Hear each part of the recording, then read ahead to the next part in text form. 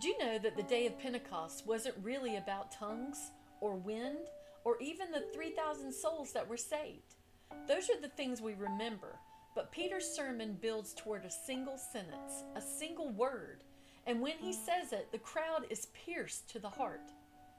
Acts 2 verse 36 says, "Therefore let all the house of Israel know assuredly that God has made this same Jesus, whom you crucified, both Lord and Christ." The word translated made is Epoiesen, and it carries far more weight than our English word. When we hear God made him Lord and Christ, we think, well, of course. Or maybe God promoted him. But Peter's audience heard something much larger. Epoiesen means to appoint, to constitute, to officially install into office. Peter is announcing that heaven has rendered its verdict. Think about what happened. Earth held a trial. Earth rendered a judgment. Earth also declared guilty. Earth lifted Jesus onto a cross. Then heaven held its own court session, and heaven issued its verdict. Not guilty, not merely innocent, but Lord, Messiah, King.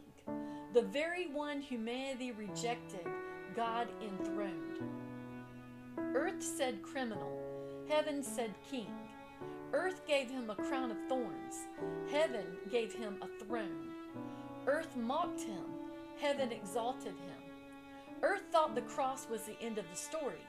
Heaven knew that it was only the beginning. The very next verse says they were cut to the heart. The Greek word means pierced, stabbed, struck deeply. Why? Because suddenly they realized the one they treated like dirt was the one heaven had enthroned. Every generation faces the same question. Whose verdict matters more? The verdict of the crowd or the verdict of heaven?